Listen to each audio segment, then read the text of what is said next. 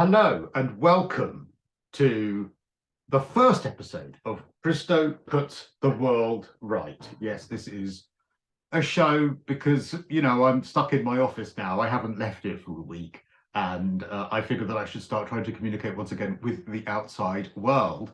And the first person I'm going to communicate with in the outside world in this new show, where we just go through the week's news and talk about stuff with some of my favorite contributors, is my seventh favorite contributor. It is the political commentator Benedict Spence. Hello. Thank you Hello. for that roaring introduction. I was fifth the last time we spoke. What on earth happened? You've gone down. Was it something that I said? It's usually something I've said on Twitter. Something I've always been hoping that you would do is go down. And now you just can't afford that, I'm afraid, Cristo, especially not now in your current setup. I'm afraid I'm a little bit out of your range at the moment. But this goes very well. And then who knows? Who knows what might happen? You're certainly out of my league financially, morally, physically, and every way possible. Now, remind us, I'm at Cristo_radio. What is your X, Benedict? Oh, my Twitter handle, I'm still calling it Twitter. It's just at Benedict Spence. Okay, because, this show is all about publicity, and it's all about you and I and others as well. I'm going to rotate you. I'm going to put different people in different positions, Benedict. Yeah.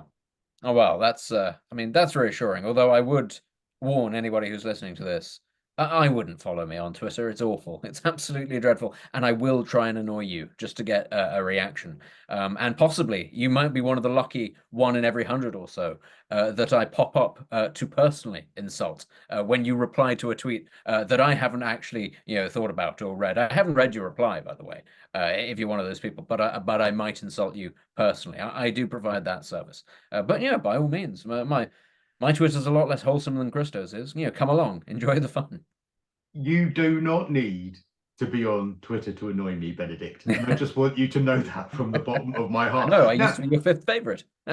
Coming up, we're going to talk about Kemi winning the Conservative leadership. We're going to talk about the budget. We're going to talk about Harry and Meghan. And most importantly, we're going to talk about your facial hair as well, which I am particularly impressed with. And we will be getting Spence's skincare with Spence update, because I know that you're interested in that. And we might do as well some gay food as well, just to finish up on, because I know you prefer that sort of subject to be top, but I think that I look at you and I think bottom. So that's what we'll be doing, Benedict. Well, right? I like to fill up before good conversation, but that's not for everybody. Yeah, it isn't for everyone. Now, I tell you something that isn't for everyone. It is Kemi winning the Conservative leadership. This is hot off the press, Benedict. Kemi Badenoch is the new leader of Her Majesty's opposition. Much excitement, said absolutely no one, about this Conservative leadership race that went on for, it went on for longer than it takes to gestate a baby, I think. And so we went down from 6. Who was there? James Cleverly, Tom Tugendhat, Priti Patel. She was in there about 7 months ago. Who else was in there? There was someone else, wasn't there? Greg Hands. Greg Hands, was he in there? I don't think he was he? Well, it was somebody like that. Somebody with a 2-syllable name. There was someone else who was. I mean, politics is brutal, isn't it? Who was that? We don't even know. And then it ended up being Kemi versus Robert Jenrick, and Kemi Badenoch had quite an overwhelming win, it has to be said. So she is now. And does this mean that she's working class, by the way, now that she's the Conservative Party leader? I mean, she's got a lot of heavy lifting on her hands, put it that way. She's actually going to make a success of this. It's been one of those, as you say, an elongated leadership contest, presumably because the Tories, for the last sort of 2 years in government, decided actually what they quite liked doing was the idea of going away and finding themselves, in much the same way as a sixth form leaver decides to go on their gap year. They thought that's actually what the country needs, as a sort of an extended period in which we don't hear from them again. And, to be fair, there was a lot of justification in that. But then they kept on popping up in the press talking about how many of them were actually involved in the race, what they thought about different things, and everybody just sort of mentally switched off, which was partly why we couldn't remember all of the people who ran. At least the government haven't been doing an awful lot in the last couple of Exactly. months. I mean, it's not like we've needed an opposition, is it? Because we've not had the most controversial budget in history. We've not had riots. We've not had a prime minister that was elected with a sweeping majority whose popularity has plummeted in the fastest rate in history. So not much has been going on. Well, in many ways, I think Labour have done their level best to remind us all what living under a Conservative government is like, because they looked at the blueprint of the last few years and gone, "Oh, let's do that, but better. Let's actually, this is clearly what governing means. Let's try and cause as many issues as possible." But it's not been a particularly engrossing Tory leadership contest. And I've heard a lot of Tories say, "Oh, well, this is actually fine. This is fine because quoting Sun Tzu, when your enemy is making a mistake, don't interrupt him." And all sane people are sort of sat there going, "No, that's not what you're doing. You're not sitting here out of some sort of genius strategy to make, let Labour make all these dreadful decisions. You're doing this because you don't have a choice. You're doing this because you lost the election really badly. You don't actually have many good options, and you decided these incredibly silly parameters at the time. And now that everything is falling apart, you're sat there going, oh, that was stupid, wasn't it? I wish we could do something." Why is Twitter going crazy for Kemi? Well, crazy against Kemi, I should say, because there seems to be a mix between those people who are extremely happy that it's Kemi Badenoch, or those people saying that this is the end of the Conservative Party forever. There are some people who are calling Kemi woke. And I think Kemi may be many things, but I'm not sure I would call her woke. But there are some people saying she's too moderate. Why are people melting down about this, do you think? Well, I think partly because Badenoch is, I'll say this for her, I think that she is much more of a conviction politician. I think she believes more wholeheartedly in what she says than Robert Jenrick did. And that for me was the great big sort of alarm bell when it came to Robert Jenrick is he seems to be saying an awful lot of things that I didn't think that he believed. And it's really convenient that he started saying these things just as the Conservative Party is having Let's be honest, Robert Jenrick has been up and down like a horse draws when it comes to his opinions and his views on certain things, because he was, I think you made this point to me privately, but he was a complete Cameronite. Then he left the Boris Johnson government because it wasn't right-wing enough over immigration. He seems to have I don't find him particularly interesting as a person. I have to say, I find him just a bit beige. And his wife is absolutely barking mad. Have you ever met his wife? I have not met his wife, no. She's lovely, but she's absolutely barking mad. I saw her at conference. Lovely lady, but American and a bit sort of out there. Not that that should make any difference. I mean, I think being married to a Tory MP might do that too if you stick in the marriage long enough, to be fair. Might explain why Boris Johnson goes through them at such a pace, because they can only last for so long before they turn up in his office with the suitcases going, well, for my own sanity, that's my lot.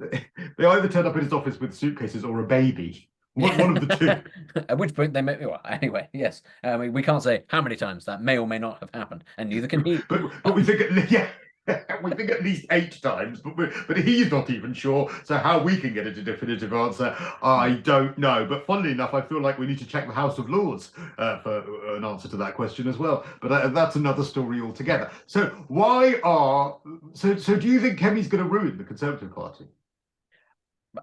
I don't think she's going to run the Conservative Party. I think the party's done a really good job of sinking itself all by itself. It didn't need Kemi Badenoch to do that.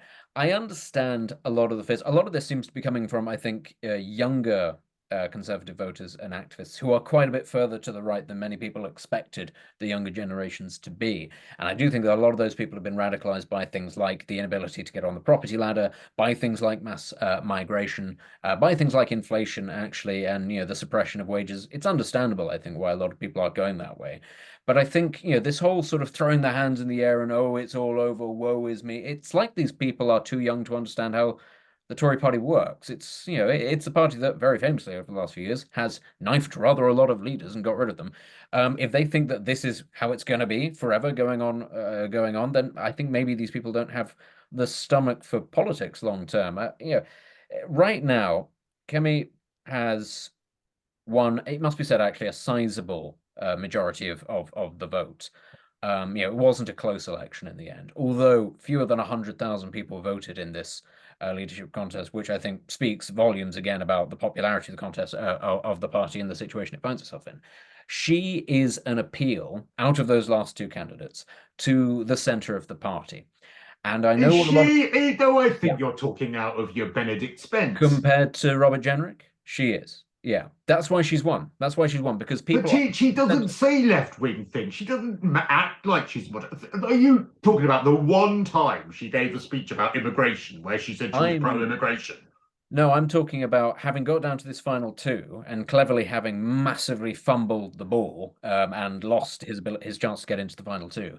I think of the two, her and Jenrick, she was the more palatable to the centre of the party. I'm not saying that they voted for her with any great enthusiasm, but that is why I think she's won, because a lot of people who are much more naturally likely to vote for Tom Tugendhat or James Cleverly will have looked at the two of them and gone, it's, through gritted teeth, it's going to be Kemi Badenoch rather than Robert Jenrick. And I think that is what this is all about, is keeping her getting through with the majority that she has, is those kind of voters sort of holding their nose and going, okay, she's not necessarily our cup of tea, but we prefer her and we think she's more sellable to the electorate than Jenrick is. So we'd prefer to be punched in the face 3 times as opposed to 4 times. Yes, that's basically it.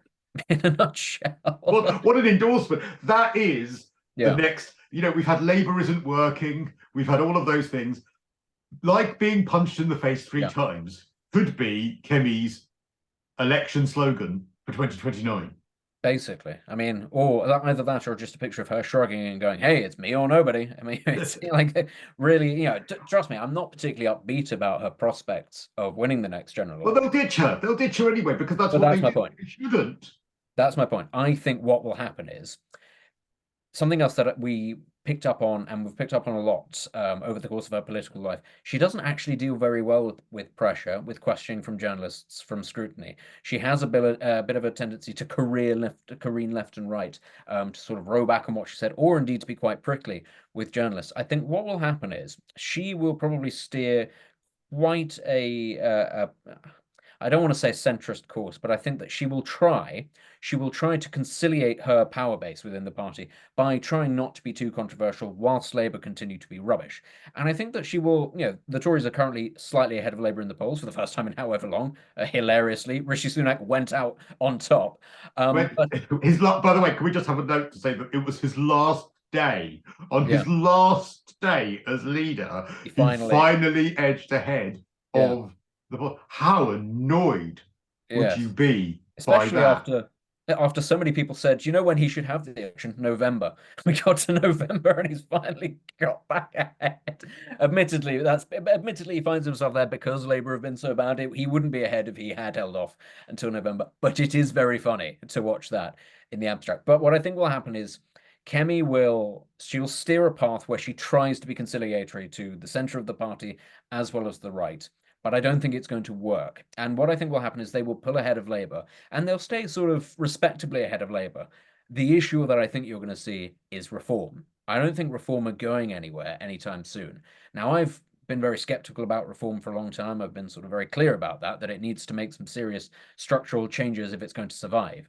But from what I understand, what I've seen, it is making those changes, and it is sort of keeping. So what kind of changes do you think it needs a grassroots operation? It needs to broaden the sort of people that it actually stands up as candidates, and it needs to be a little bit more diverse, I think, in terms of what policies to double down on. Right now, it's 2 big things: were immigration, get rid of, okay, fine, and tax, lower, okay, fine. But you do need something slightly broader than that, and it's all very well running as the protest party or the single issue party, but parties don't win general elections on that. You need to have a much more sort of expansive base. You need your message to be out there, so you need grassroots parties in place. You need those sort of structures and hierarchies, which they didn't have at the last general election. I think they are going to have them at the next one. That's what I'm sort of looking out for. I also think, frankly, they need a bit of a better sort of sway of candidates. They've got, with the exception of Ben Habib, they've managed to get all of their kind of big names in. They managed to get, obviously, Lee Anderson was returned. People know all about him. Farage, Tice, Rupert Lowe as well, who was sort of quite well known relatively. But beyond that, actually, you're kind of scratching your head in terms of when it comes to reform. There's a few other people who you and I obviously have worked with in the past, David Bull being one, for example. But broadly speaking, that's too small, I think, of a nucleus to become a national party. I do think it needs to expand, and I think it needs to scout its talent quite well. We can come on to that another time. But what I think the key crux of this is, with Labour doing so badly, and people still not really trusting the Tories, I think reform aren't quite going anywhere just yet. I think if Badenoch isn't able to pull away from not just Labour, but reform, give it a year, two, maybe three, I think the party, the Tories, might start to get a bit jittery. They may start to look at those polls and going, what's going wrong here? We're not going to win a general election outright if we can't shoot the reform beast dead.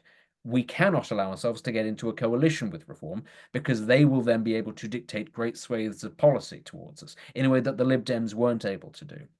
And I think then you might start to see the calls of, as I say, if it's still within that sort of 5 to 10 point gap between them and reform, I think if Jenrick has played his cards right and has used the time wisely to set out a policy platform to try to put pressure on his leader to move the party in a certain direction, if he's done very well, I think there's every chance that there could be another leadership contest. Now, as you said, God, yeah, exactly. no. As you said, will the country forgive them for doing that? But that's just the nature of the Tory party, ultimately. That's the difference between, it's the difference between, to use a football analogy, I don't know, Manchester City, who have stuck with Pep Guardiola for almost a decade now, and Chelsea, who fire their manager every 6 months. Somehow, both of them manage to win trophies. The different approaches, they work for different people. For the Tories, getting rid of the leader can work. We've seen that it worked. Boris Johnson managed to do it to great success. But it doesn't always. And the question will then be about the quality of the individual. Right now, Jenrick is obviously in the conversation because he's the number two. But will he still be that person in 2 to 3 years' time? If he plays his cards right, maybe. I actually don't think this is the end of him. In many ways, I think this might be, his chances of becoming prime minister, of leading the party into the next election, I actually think are better now, sorry, than they were before, because I think he would have been subjected to a lot of pressure had he become leader, that I think the party might let Badenoch not have to answer for some time. So that's where I currently am. I think it's obviously good for Kemi to have won, but strangely, I don't think this is the worst result for Robert Jenrick. Oh, sorry, you were going on for so long there, Benedict, that I just started to do my makeup again, actually. I'm so sorry. You're allowed to interject. I know that you no longer have got a producer in your ear saying, time, we've got to go to a break. Yeah, I forgot. Shut him up, for the love of God. Yeah, it's going, how many breaks we used to have to do? We used to do so many breaks, we get into stuff. No, I think that if they do another election, it's the death of the Tories. If they don't stick with a leader for a few years, I mean, you could say one thing about Labour, whatever leader they go for, man, woman, or beast, actually never woman and barely beast. I was going to say man or beast. Man or beast. They do stick with them. Whereas the Tories, I mean, I could throw a stick in the street outside and I can hit someone who's been prime minister or a Tory leader. So I do think they need to stick with whoever it is. Kemi's got a big job on her hands to try and unite the party. Do you know what? I like her. I like Kemi. I went to conference, right? And when I said to people, because obviously I am just absolutely impartial, as you know, Benedict. I have no opinions on anything. And but when I was at conference, people were saying, "Who do you like the most out of the leaders that are potentially the leaders?" And I kept saying Kemi, and people kept looking at me like I was from another planet. And I was saying, I think she's going to win. And they were saying, no, she's not, too much of a loose cannon. It's going to be Cleverly. It's going to be Jenrick. It's going to be all of these different people. I said, I think it's going to be Kemi. And they were like, you're insane. She's awful. She annoys everyone. She's a loose cannon. She can't shut up. I love that, though. From the party that gave you Boris Johnson and then followed it up with Liz Truss. Oh, Kemi, she's too much of a loose cannon and she's really annoying. I mean, exactly. The cannon is at the bottom of the water. The cannon has gone. And so I like the fact that she's got some conviction. I might not agree with her. I might not think she's particularly nice at times, but I like the fact that she's got a bit of lead in her pencil. I like the fact that she seems less obsessed with being liked than anyone else. And actually, in fairness to Keir Starmer, you can say the same about him lately, because I mean, he's clearly not a man that's worried about being liked. at the moment, which is a good job, really. Especially, let's move on to the budget, because we've had the budget this week, and we saw a few things that were contentious, didn't we? We saw, of course, the farming industry, where you now pay inheritance tax if you're passing on a farm, meaning that a lot of farms that are cash poor are going to have to sell off some of the land that's been in their family for years in order to fulfill the inheritance tax bills. And obviously, in generations to come, that will see the sizes of farms reduce massively. So big uproar about that. And it seems very odd when you think about that, when you're talking about Ed Miliband and the floods and all of these things, saying, look, we need to be much more careful of our farmland and careful of the fact that we're going to have food poverty as a result of climate change. Well, if that's the case, why are we making it harder for farmers here in Britain to keep hold of their land? Doesn't seem to make a lot of sense. Honestly, since Labour have got in, we've been sort of subjected to the half-wit attitude that so many people on the left have, which is one of the things I found sort of particularly galling about the farming question, the change in agricultural subsidy is relief rather, is that you had a lot of sort of very clever economists and tax experts going online saying, oh, well, actually, it's only going to affect this many people and only going to affect them to this amount of money. And if they do this rather clever thing here and if they do this thing there, then actually this number will be fine and this many people will be fine. And oh, by the way, they've all got, incredibly wealthy assets and the land is worth X amount of money. Why should they be complaining? Everybody else is having to suck it up. And you're kind of sat there going, okay, these people make food. That kind of really basic thing that civilization needs. Not even civilization can collapse, but the species needs to keep going. You need food. They are working in, as you said, an industry where people are, I think it's wrong even to say cash poor. There is no cash, there is no profit to be made. Now, increasingly, so many farms have already gone out of business, and farmers have had to diversify. But there are farmers who have got huge pieces of property that are worth millions, in fairness, but they've got second jobs because the actual cash that they're getting is quite low. So although they own the asset outright, this is essentially a wealth tax because they own the asset outright, but the actual cash coming in is just about enough to sustain them. So it's dependent entirely on how good the season is. I mean, you simply cannot prepare for that sort of thing. If you have a bad harvest, actually all of a sudden then you can find yourself in a massive deficit at a loss, in which point you need those assets potentially to borrow against. You might need a bit of cash in reserve to sort of enable you to buy the crops and the fertilizer for next year, which, by the way, that is massively sensitive to the fluctuations in global energy prices, amongst other things, which, oh, by the way, the Ukraine war just happens to have thrown a spanner into that works. I just think people are incredibly unaware of how this industry works. And it's all very well an economist sort of sitting there going, well, I've got this economic model, it's very clever, and I say that you're going to be fine. And then you've got the actual farmer sat there going, no, I'm going to go out of business. Like, what is wrong with you people? And then the accountant comes out and says, but if you do this very clever thing and this very clever thing, then you won't have to pay very much tax. And the farmer is sat there going, but I can't afford to pay it, whatever the circumstances. And they won't be able to mortgage it. Yeah. They won't be able to mortgage it either. I mean, so the solution would be, right, you've got a £2 million farm, right, you've got, inheritance tax comes along. When the owner of the farm dies, the children then have to mortgage it. Well, they're not going to get a mortgage if the farm is only turning over 30 or 40 grand a year. So they're going to have to sell it, and it's going to get sold either for building on, which makes us have less food security, or it's going to get sold to massive corporations. And actually, that is mirrored in the US. That's mirrored in the US, but it's also mirrored when you consider the buy-to-let landlord situation as well, because obviously we're seeing landlords completely hammered at the moment by the buy-to-let taxes that are being brought in. There's no tax relief for private landlords anymore, so you don't get your mortgage deducted. That was something that George Osborne brought in.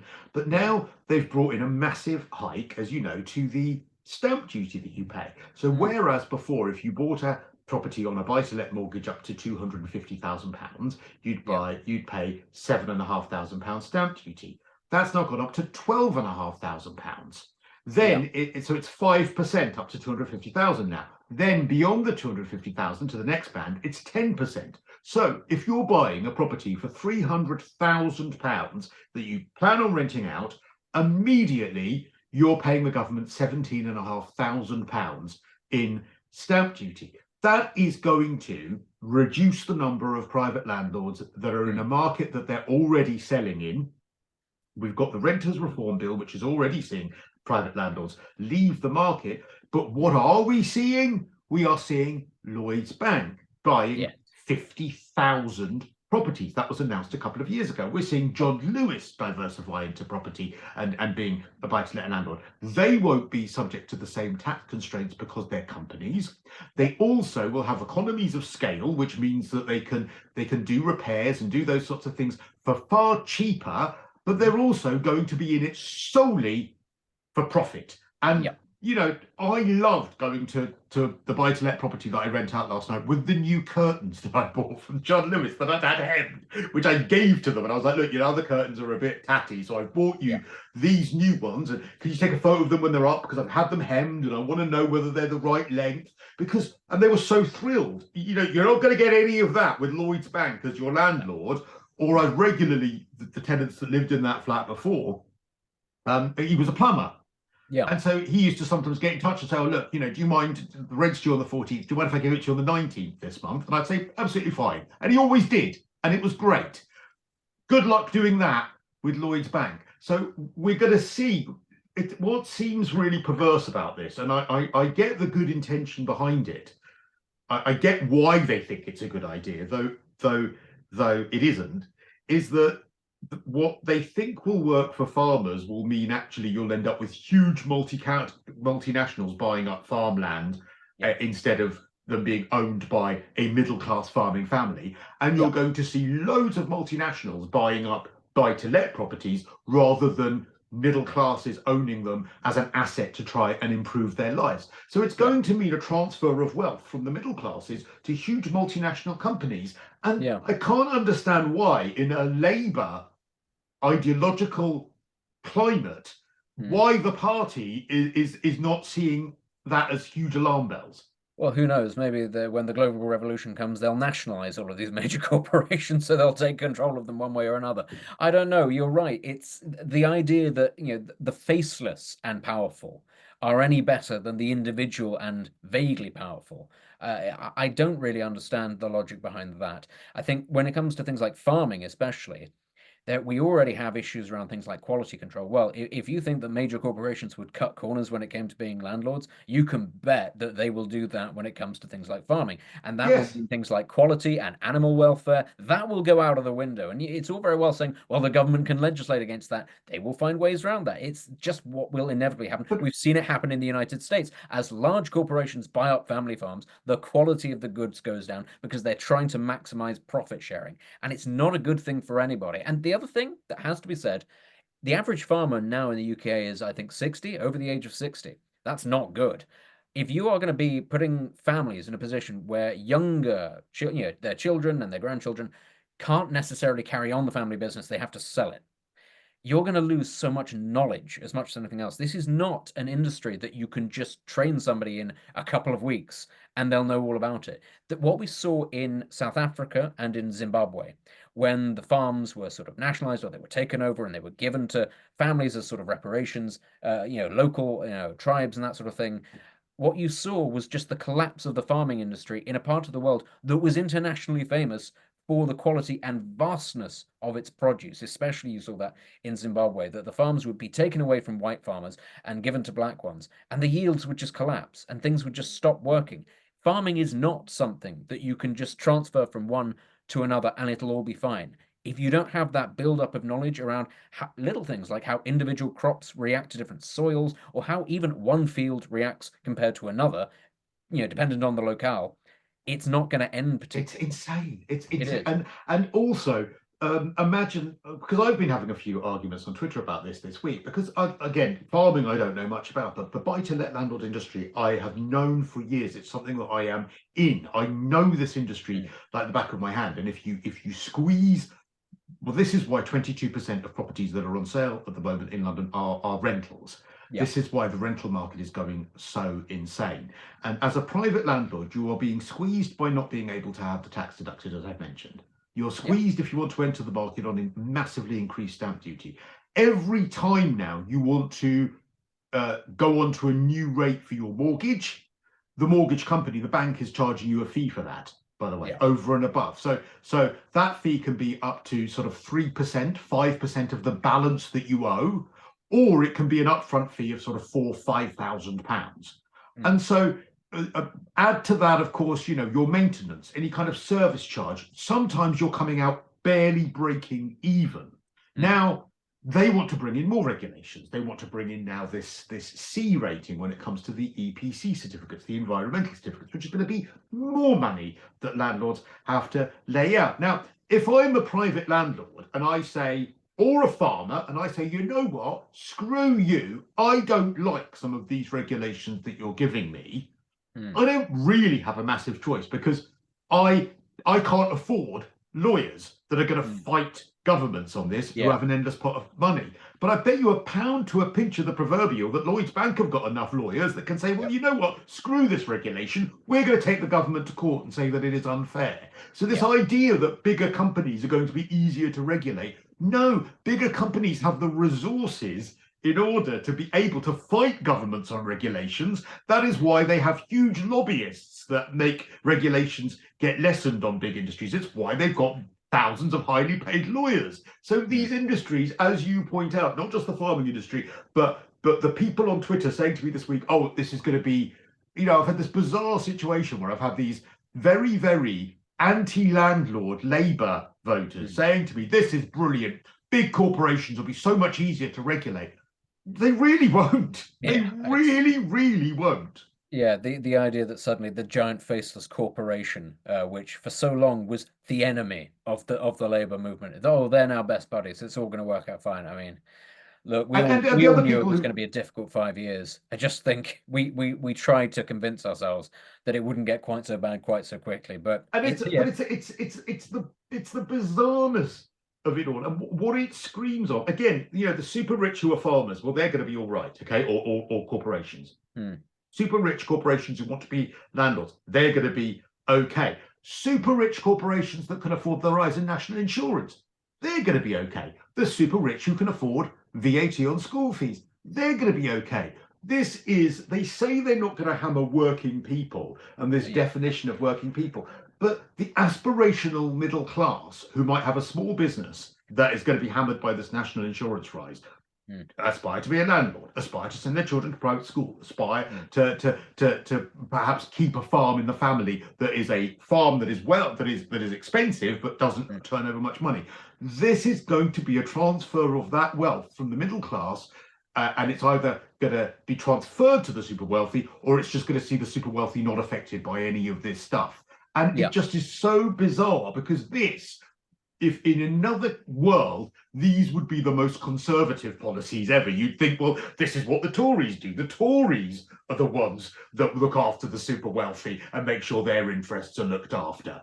And so it's so bizarre. Out of all of the things that I thought we would be accusing Labour of when they got into power, I never thought it would be looking after the super wealthy. I think we already can see the battle lines for the next general election being drawn, and it is actually what is the definition of a working person, and what does that working person deserve? Because as you say, the super wealthy, it would appear in this country, many of those sort of institutions, those who don't like the direction the country is going and have already left, and those that are fine with it are already here. It's going to be the question, which is, how do you feel your government views you and your Labour? And this is the thing. Whatever if you try to fiddle around what the definition of a working person is, people aren't going to buy it. People know in their heart of hearts, did they inherit their wealth, or did they work for it? Did they end up working in someone else's business? Did they build the business themselves? How much effort did they put in? How much effort did they put into their daily lives? Are they feeling richer at the end of this parliament, or poorer? Have the services improved in line with the amount of money that's been taken away from them? I think a lot of people who held their noses and voted Labour at the last election, or simply just didn't turn up to vote for the Tories, I think that is, as I say, that's going to be the battle line for the next election, is just how ticked off are an awful lot of people who felt as though Labour were promising to come in and fix things, but actually prioritised hammering them and telling them, oh, well, you don't really matter because you're actually not a working person after all.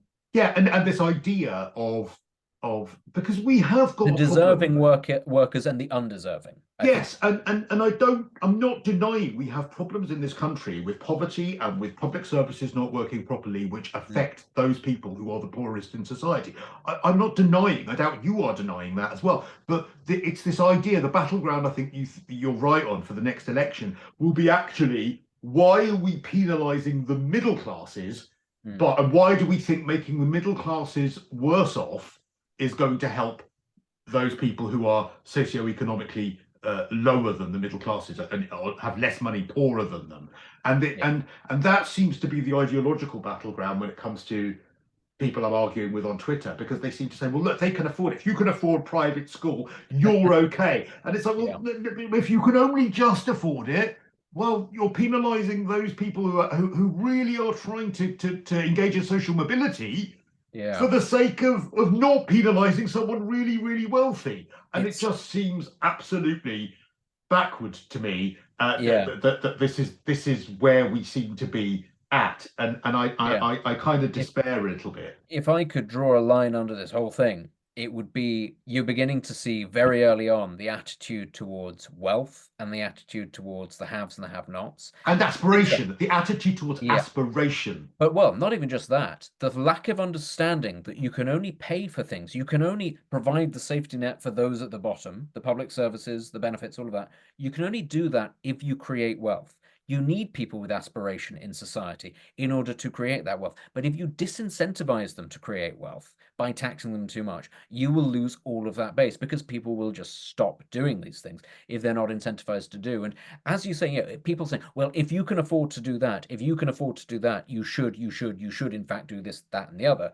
All of that says your attitude in society should be that if you can afford to do something, actually, you should give all of your hard-earned gains away. That is not how any successful civilization has ever been founded. This idea that people should just say, I've earned and I've worked, and I should give it to people who fundamentally have not. And increasingly, I think the perception is coming back in this country. You're right that there are a lot of people who are in poverty and in difficult situations through no fault of their own. But increasingly, I think that there is an understanding that there is a class of person in this country who not only doesn't feel that they need to particularly work, but also doesn't really sort of share many of the same, if you like, common values as those who do work. And I think that that's a difficult question when it comes to things like mass migration, or when it comes to deindustrialization, the changes that have happened in different communities across the country. Increasingly, I think the middle classes are looking around themselves and saying, I don't recognize this country. I understand that not everybody can be wealthy, not everybody can get up and go to work, not everybody can even be aspirational. But what actually is it that we're all contributing to? Is it really just a health service that doesn't work? Is it really a police service that doesn't turn up to burglaries? It's got to be more than that. And I feel increasingly that doesn't exist. And you know what we haven't even touched on, Benedict, is the effect that all of this is going to have on quiche. The prices of quiche are about to go through the roof, I'll tell you. Well, look at farming. You need eggs. You need ham for a quiche Lorraine. Grain, You need to, because for anyone who doesn't know, Benedict and I are great fans of talking about gay food. And what actually constitutes a gay food. That is because Benedict is shortly Benedict's on his coming out journey, aren't you, Benedict? That is basically that's what this is. This is all about. You're actually coming out through food. Which no one was expecting that, actually. Well, I mean, a few people who looked at your glossy hair were expecting it, but in general, people didn't expect your coming out journey. Your wife, actually, your partner rather, didn't expect it. Expected it less than anyone. Your coming out journey over food, and so you and I talk a lot about what is gay food, and well, should we do the gay food update? Do you want to do that now, or do you want to talk about Harry and Meghan? Well, I mean, we're going to have to talk about Harry and Meghan. We're contractually obliged to do that. But I am concerned, therefore, the effect of the tax effects on the farming industry are going to have on many members of the LGBT community, because it's going to really put the brakes on their ability to come out if they can no longer afford the items through which they choose to express themselves. So, carbs, actually, this is a homophobic budget.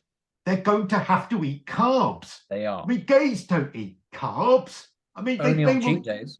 They will.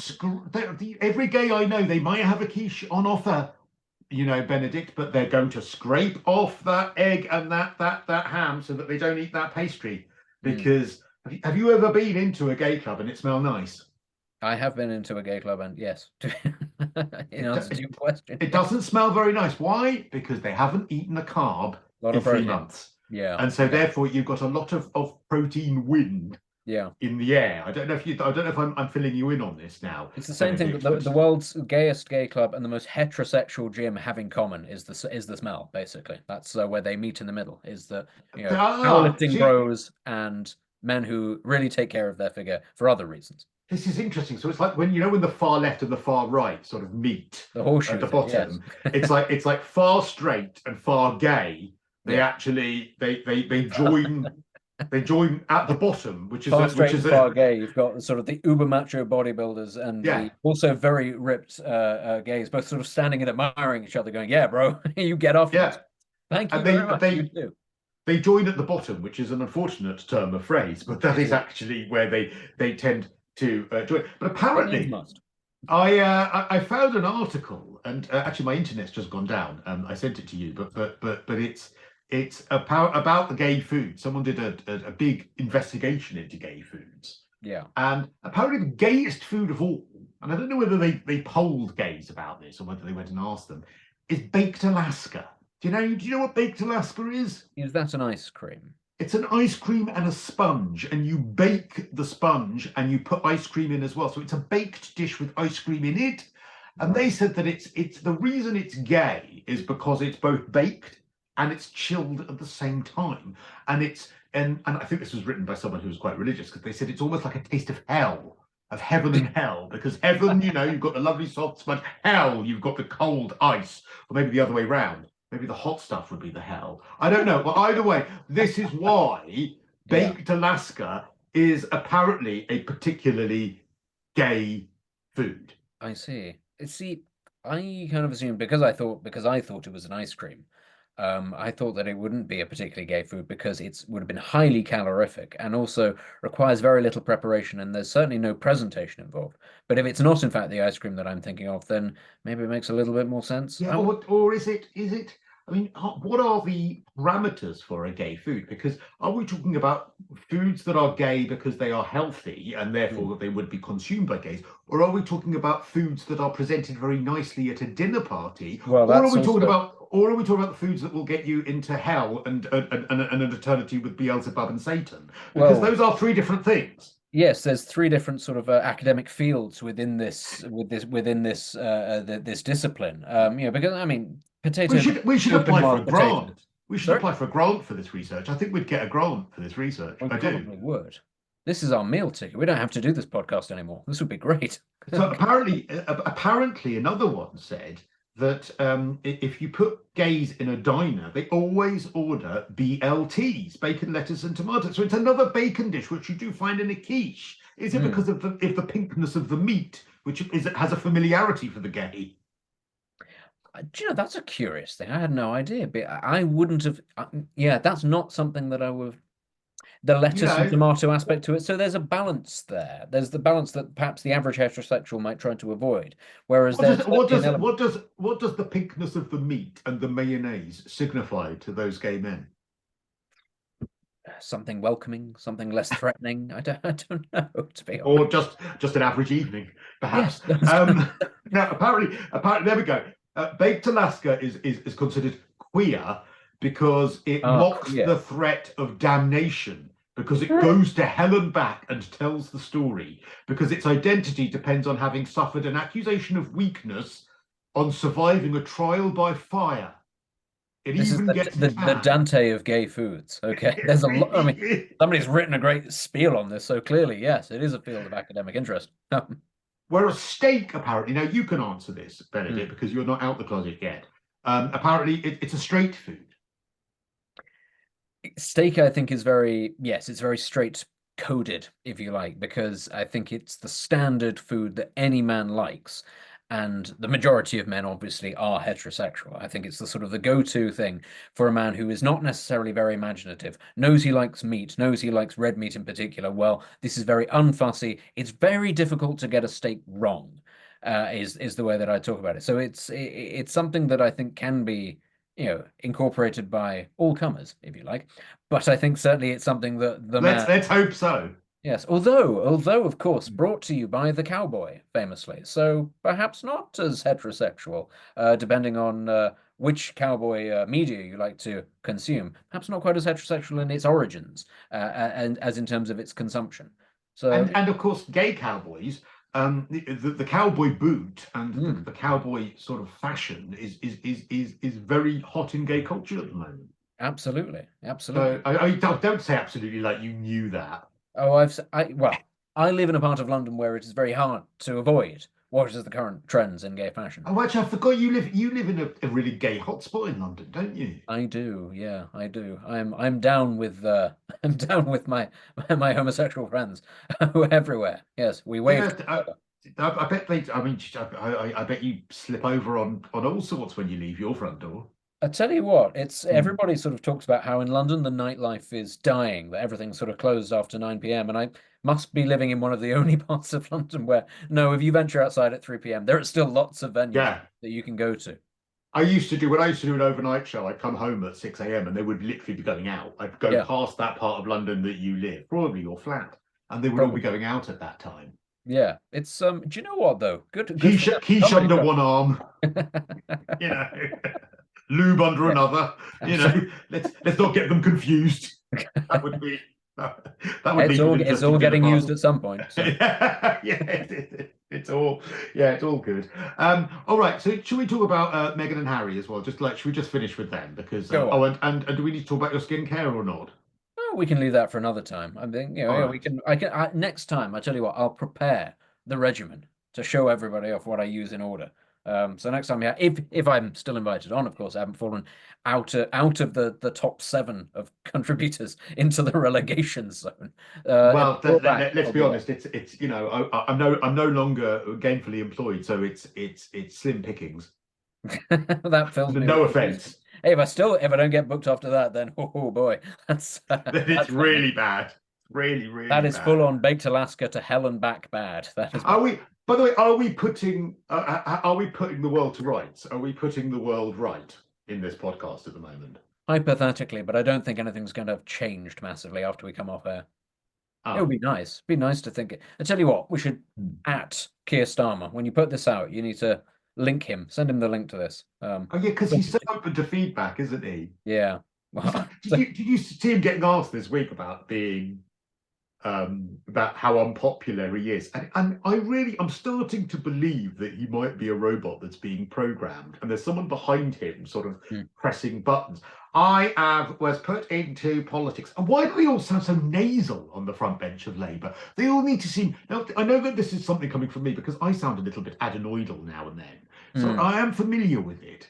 You didn't need to agree with that, Benedict, but I'll No, let it no, pass. I agree with the point because I tweeted a couple of weeks ago that I thought Lord Ali's money, which all went into suits and holidays and trips, would have been a lot better spent if he'd just got the entire Labour front bench some elocution lessons because they are so nasally.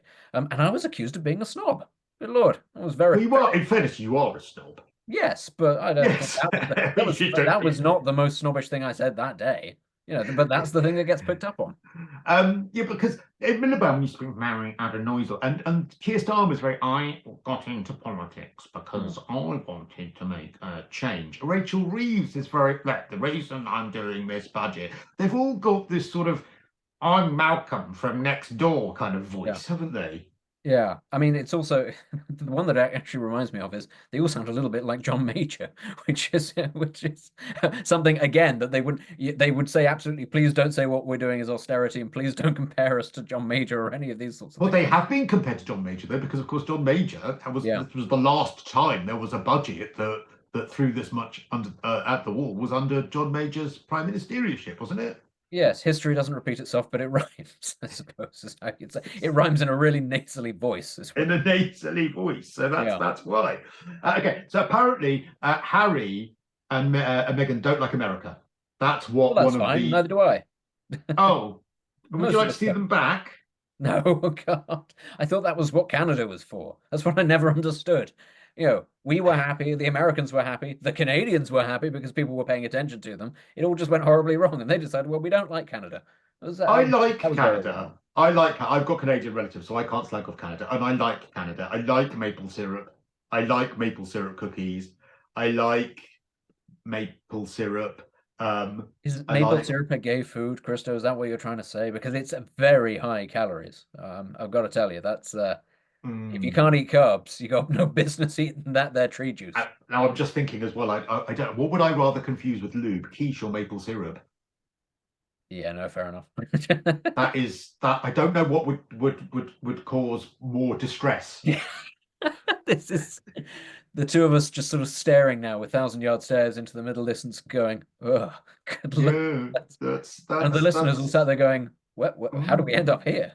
Yeah. They didn't even do this on talk radio in the early mornings. Anyone watching along has just cancelled their order of pancakes. Yeah, no, we can be sure of that. This is what gets me kicked off. I'm in the bottom 2 for favorite commentators now.